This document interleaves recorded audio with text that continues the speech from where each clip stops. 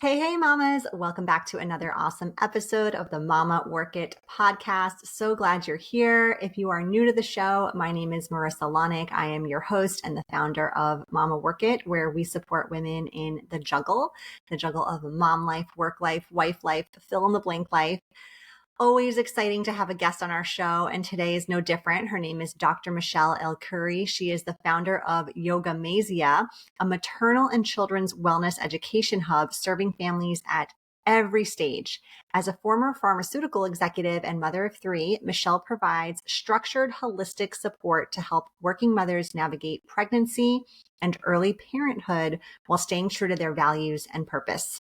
With over 20 years of global healthcare leadership and extensive perinatal expertise, she empowers women to navigate the transition to parenthood through her signature S.M.A.R.T. S.M.A.R.T Journey to Parenting framework. Her passion for redefining how we approach major life transitions has helped hundreds of women discover that transformation is about evolving into deeper presence, leadership, and fulfillment in both their professional and parenting roles. Super excited to have you here, Dr. Michelle. Thank you so much. Thank you. I'm so excited as well. Well, good. I always love to ask guests first and foremost, I'd love to hear more about your journey as a working mom, as a professional, just all the hats that you wear. Yep. Definitely. I think my journey was one that took two very different paths before they finally converged. As you mentioned in my bio, I am a pharmacist by training, and after practicing a few years, I climbed that corporate ladder for over 20 years in the pharmaceutical industry. And, doing all the things that we would traditionally define as successful. I managed teams, I managed multi-million dollar budgets, traveled all over the world, published in prestigious medical journals. But on the flip side, it was the juggle, right? That people don't see. Raising my three children, trying to be there for my partner, those corporate demands. And I personally had to navigate a few instances of workplace bias. And, that all takes a toll mentally, physically. It all caught up with me in the end. I was eventually hospitalized with heart issues that gave me an initial wake up call. Let's put it that way. I feel like that still was not the moment that made me rethink my life. Eventually, that turning point came when I realized that I wasn't there for my children in the way that they needed me to be in that moment. And I think that's when I had to take a pause to say to myself, okay, what do I really want in my life? And how can I really live these two roles, being the leader and being the parent? And that's where where they converged eventually. And so after, thinking about it and really going through that, that's when I left it. I gave it up and founded Yogamazia about 5 years ago.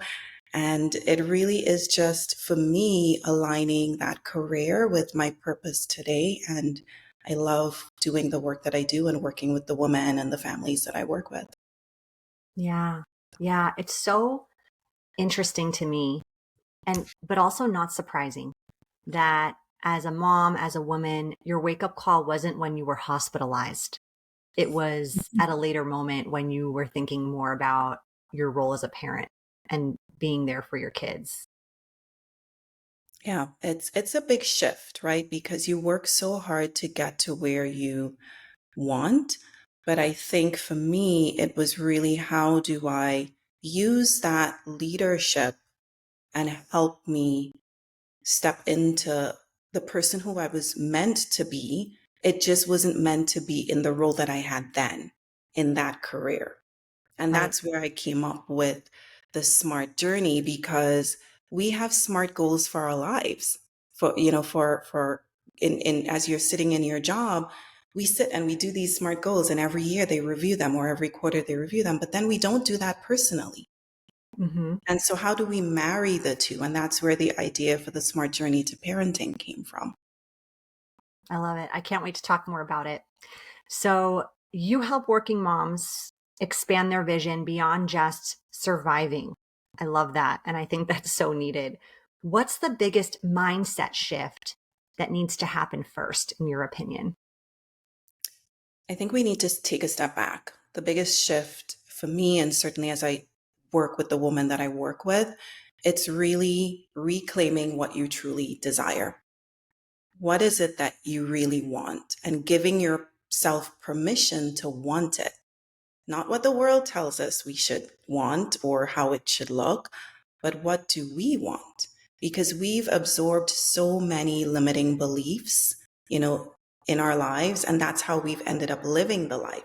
So we may have had, much bigger dreams than we do or did back then, but we think that living those dreams is selfish when it's not, right? So when we start to get clear on what that looks like, then you're really able to then think about, okay, before you even execute any of these goals, how do you want to feel? That's the first question I ask, if I use pregnancy as an example. They come in and I can give all the information, okay, well, this is the hospital that you're going to be at. Okay. And these are the questions the doctor's asking. And, oh, let's, prepare for this and let's do this and let's do all the checkbox.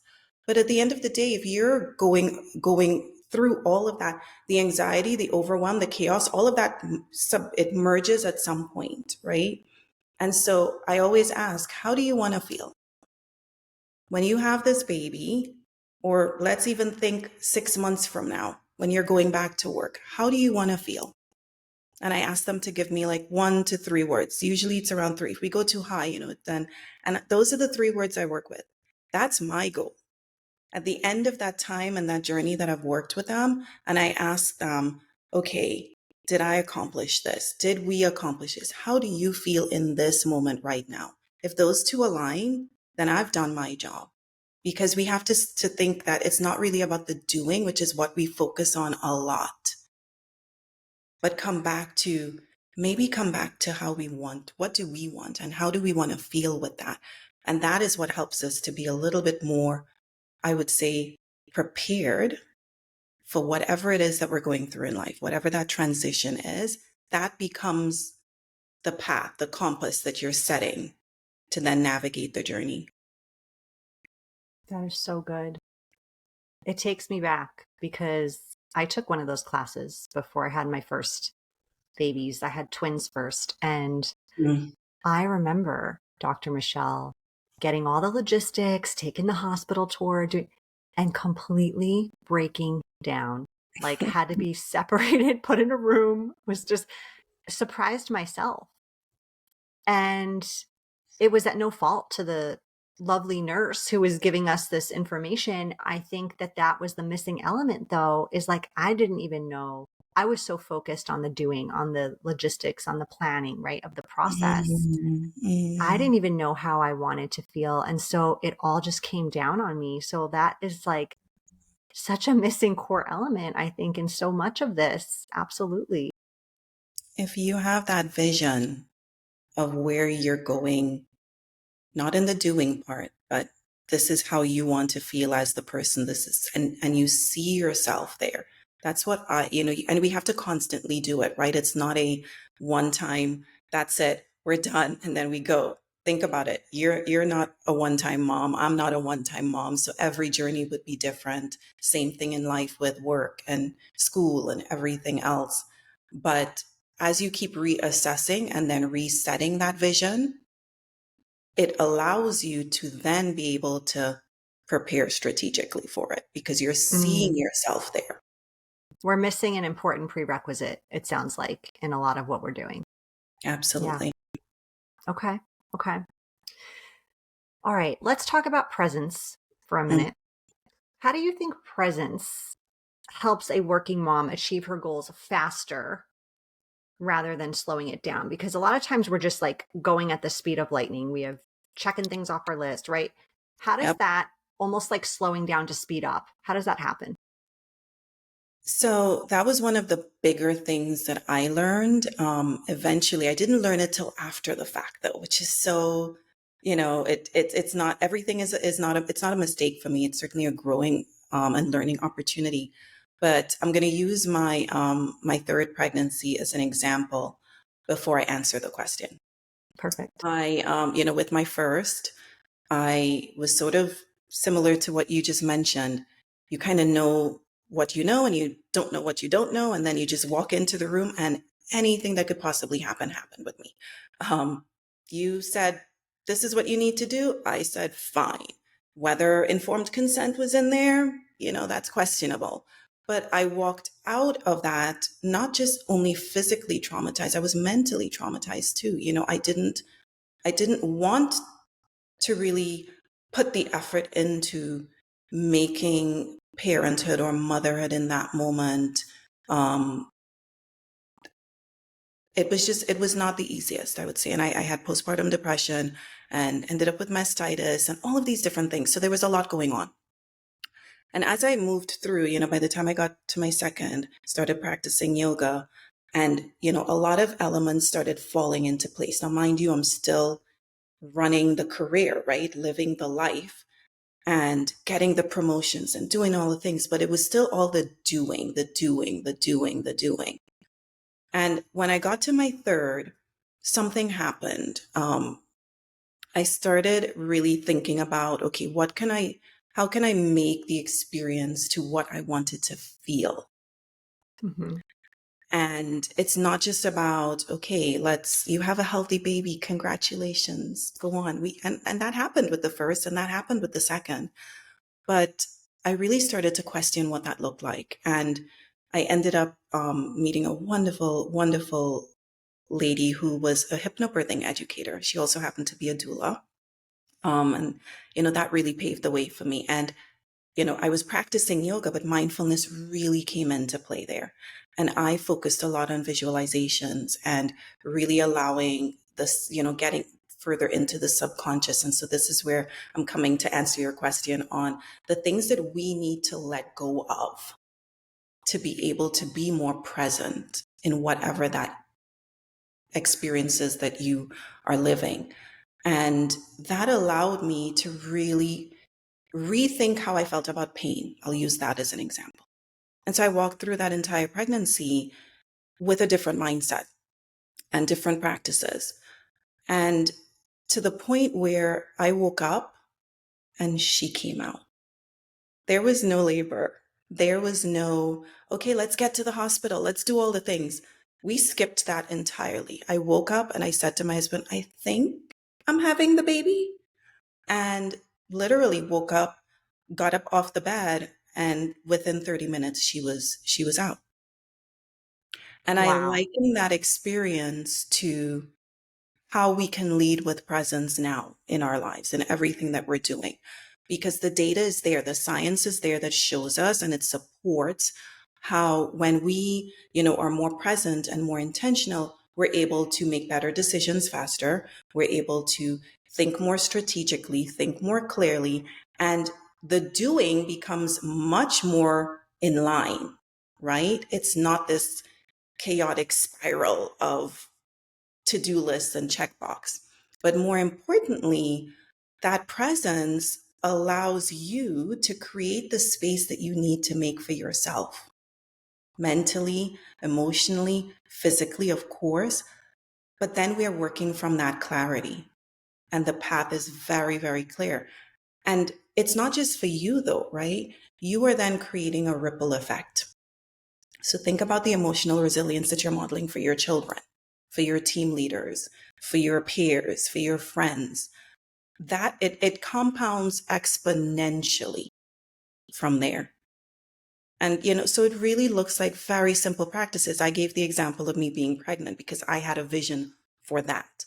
But if you think about day to day when we're managing, all of our kids and work-life balance, how many times in the day are we really stopping to just take a few conscious deep breaths? That's just a very simple example, right? We are so accustomed to just go, go, go. And that's one example of a practice that I have really brought into, and I need it because I have heart issues now. So I need to really sit and say to myself, because I have to check my heart rate a few times a day. And I can tell now, I'm so in tune with my body that I can tell when I know something's off with it. And that's just one example, but there's so many others, right? You can, even when we're eating, how many times do we sit to really enjoy what we're eating? Like, if I think back at all the years where it's like, you're going to work and you said it's okay, you have 10 minutes before the next meeting, chomp, chomp, chomp, go, right? Simple habits that we can integrate into our lives that will allow us, especially us working moms, because we're the superwoman, right? Everybody looks to us as the golden goddesses, is what I call us. And we are. But we also have to make sure that we are also living our lives in the way that is meaningful and impactful, not just to, support or to have, meet the goals of our jobs, but we want to meet the goals of our personal lives as well. Yeah. So let me ask you something with related to that example of like you have 10 minutes before the meeting. It's like if you don't eat now, you don't eat. How does someone in situations like that lean more into this presence and mindfulness that you are telling us is so powerful? And I believe it. I mean, I totally have seen the benefits. Maybe it might mean that you're not sitting with someone for lunch. It's intentionally saying to yourself, today I'm going to take the time to just go outside and sit in the fresh air, eat my yogurt or whatever it is for the 10 minutes, take a few deep breaths, and then go back inside. Yeah. Yeah. And I want to mention something else too that really triggered me is when you said the thing about even just a few deep breaths throughout the day at different moments. And I already can hear like the negativity in a lot of our brains going, who has time for that? But when you think about it, how many times a day are you unintentionally picking up your phone and scrolling Right? or unintentionally, like, Exactly. what I call it productive procrastination, where I like to just fill moments sometimes with like productive tasks that maybe are just not as beneficial and helpful and necessary as like probably those deep breaths would be in that moment. So I think that you got to catch yourself if you're listening to this and coming up with little excuses. Catch yourself in that moment and know that that's just an intentional choice you can be making. Exactly. It's all about intention and use it to your advantage. If you are one person who's always on your phone, I'm not going to tell you don't be on your phone. That is an Mhm. intentional and conscious choice that you have to make for yourself. I have made the decision that there are times of the day that I'm not going to have that phone next to me, right? So that it can allow me to sit and eat intentionally, or more mindfully. Same thing with going to bed at night. Very simple things. I don't put the phone next to my head. I have it all the way in the bathroom so that when that alarm goes off, I have no choice but to get up off the bed and Yes. go across to the bathroom. Same thing with, taking those breaths. I have an Apple Watch. We have all of these devices that can help us, and you can put timers on there. All of the different apps. You don't even need an app, but there are things that we can put in place to help us to create and sustain those habits. Yeah. Yeah. I can remember years ago, probably pre Apple Watch days. Um, I don't know, or I just didn't have one. I still don't have one, to be honest. But Fitbits. I think it was Fitbits.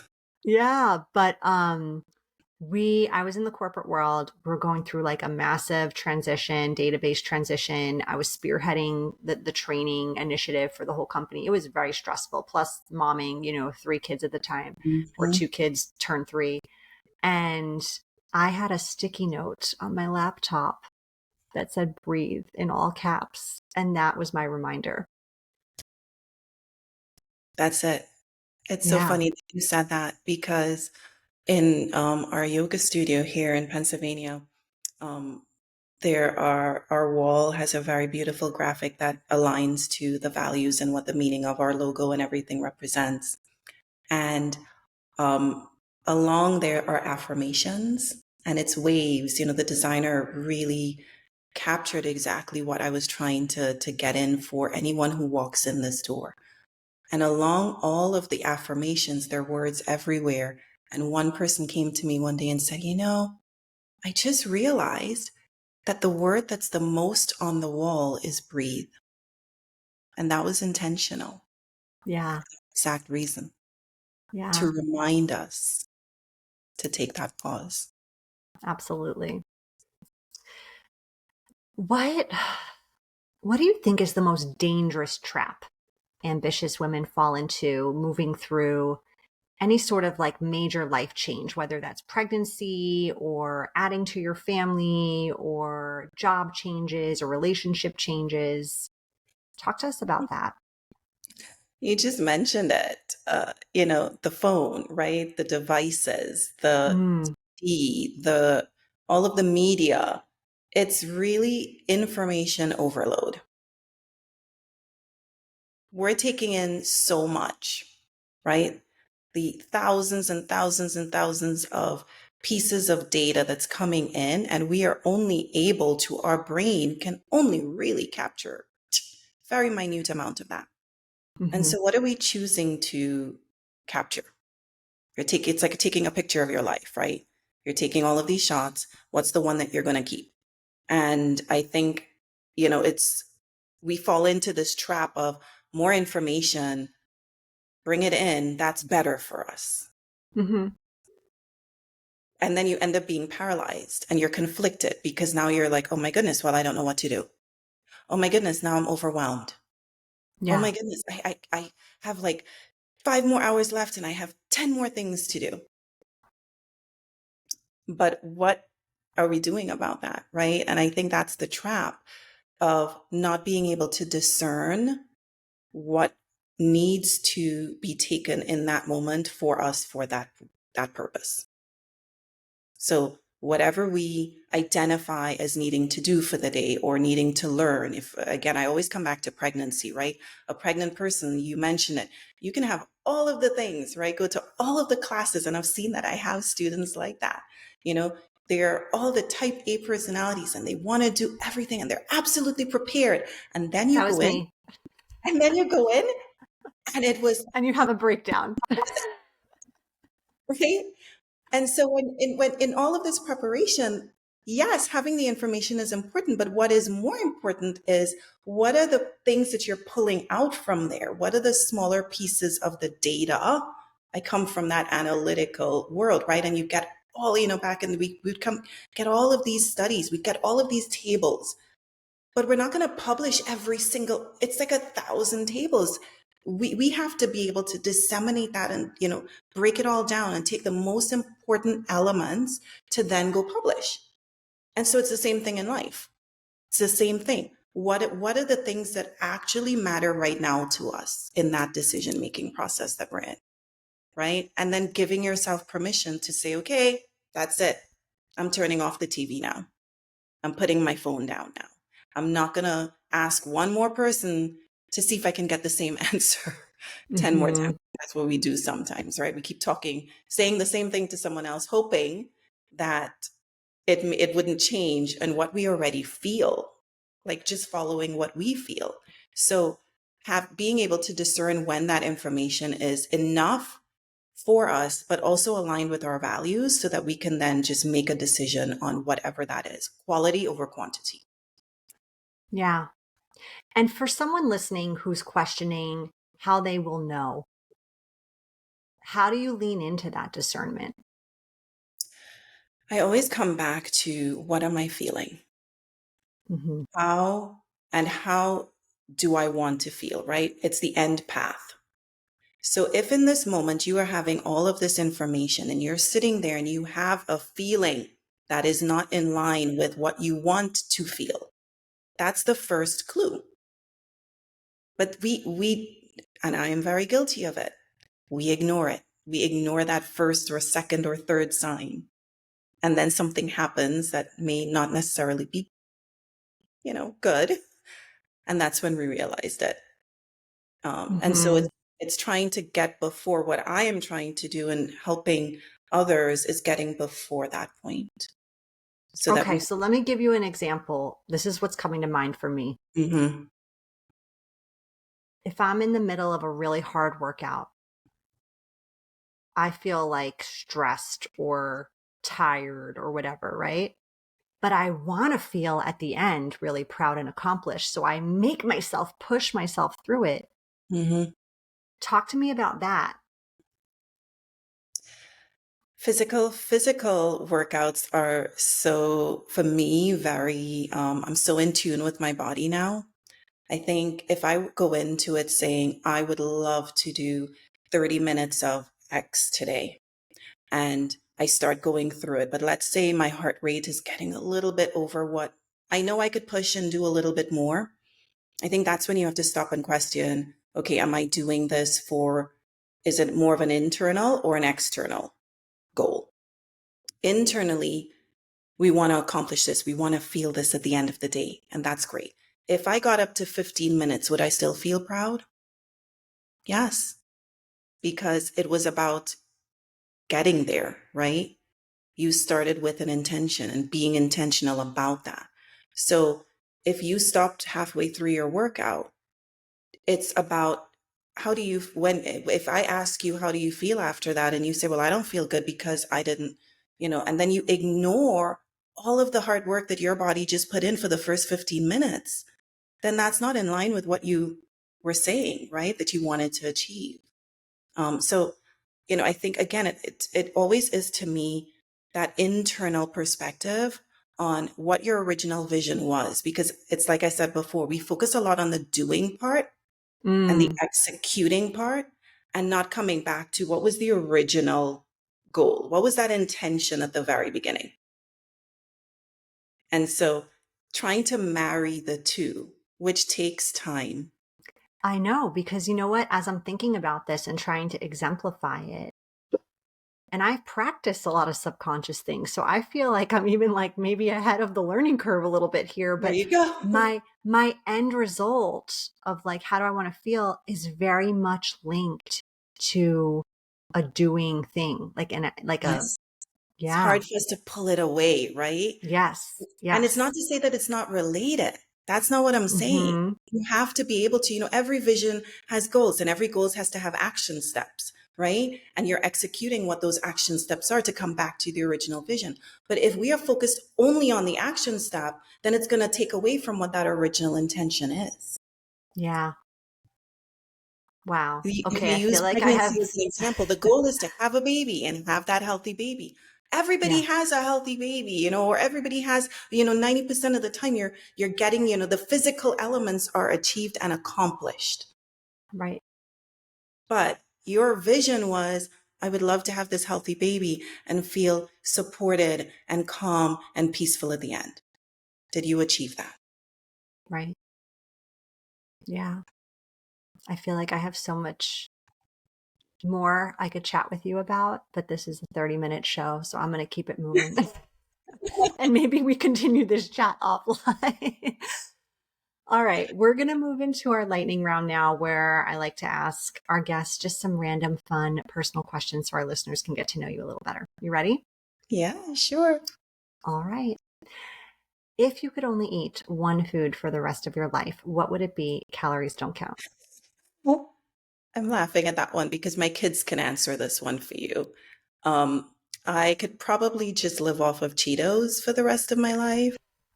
That is my, yeah, you can bribe me with anything I that's gotta related say, to me. like, that is a surprising answer from you. Everybody This says that. mindful yogi. Believe it or not, that is the thing that gets me grounded. Like or if I need to be in like a thoughtful moment, I'll be Yeah. like chomping my Cheetos down with it. Okay. All right. I love that answer. It's so authentic. So good. What's your guilty pleasure TV show? TV show, I will say it's a mix between Scandal and Game of Thrones. I watch a lot of different ones, but those are the two that if I just want to sit and binge one day, I'll put that on. Hmm. It's Nice. one of Okay. those. Yeah. Hmm. Would you say you're more of an introvert or an extrovert? I think I'm a mix. Some people might meet me, and depending on the circumstance in which they met me, they'll think that I'm more introverted, and I am. But then I think when I'm around family and like close friends, I've had people be with me and this actually just happened to me. I went to a conference and I had a roommate. We had just met and we spent a whole week together. It was amazing. And we're going through the week and my mother called, and the conversation was so different, right? We were having a whole different conversation. And she looked at me, she was like, "Oh my gosh, this is like a different person." So I think it's a mix depending on the situation. Got it. Okay. Last question. What's something most people may not know about you? Something that one, maybe when I was younger, when I was a little girl, I wanted to be a fashion designer. Yeah. Ended up in the science world, but A little so different. so far away. But yeah, I don't think anybody knows Awesome. that. All right. Well, good. Well, tell our listeners where they can find you, where they can learn more about what you do, Yogamazia, and all the wonderful things that you're doing to support women and moms. Yes, I would absolutely love to chat. You can find me at smartparentingwithmichelle.com. I'm always available. We are building a beautiful community within the maternal space. And so if you're navigating that transition, I would love to help you lead with more presence and still be able to be the rock star that you are in your professional life. Thank you, Dr. Michelle. It's been a pleasure having you today. Thank you. Really, really wonderful meeting you and having this conversation. I thoroughly enjoyed it.